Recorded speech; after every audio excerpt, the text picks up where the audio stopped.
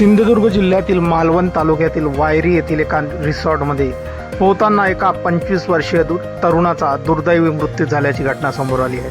आपल्या मित्रांसोबत सहलीचा आनंद घेण्यासाठी आलेल्या या तरुणाचा स्विमिंग पूलमध्ये उंचावरून उडी मारल्याने डोक्याला गंभीर दुखापत झाल्याने मृत्यू झाला। या घटनेचा व्हिडिओ सध्या समाज माध्यमांवर वेगाने व्हायरल होत आहे। मृत तरुणाचे नाव श्रेनिक मिलिंद टाकळे असे असून तो कोल्हापूर जिल्ह्यातील कागल तालुक्यातील ईश्वरपूर येथील रहिवासी होता। आपल्या 10 मित्रांच्या ग्रुपसोबत तो मालवणमध्ये फिरण्यासाठी आला होता। वायरी येथील एका रिसॉर्टमध्ये हे सर्वजण थांबले होते। रिसॉर्टमधील स्विमिंग पूलमध्ये हे मित्र जिंदगी दोस्तों की दुनियादारी या गाण्यावर रील बनवत होते।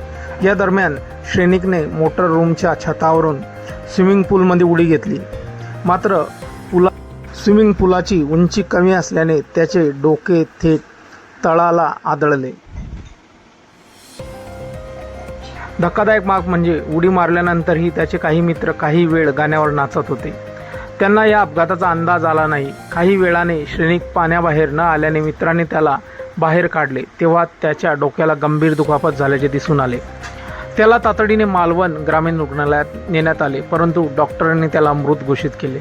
या घटनेमुळे संपूर्ण परिसरात हळहळ व्यक्त केली जात आहे।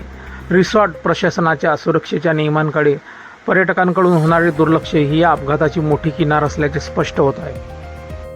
हा भयानक प्रसंग बघून त्याचे मित्रही चांगलेच धास्तावले असून हा सर्व प्रकार सोशल मीडियावर आता व्हायरल होत असून लोकांच्या डोळ्यात पाणी आणवणारा हा व्हिडिओ बघून लोकही भावनिक होत आहेत।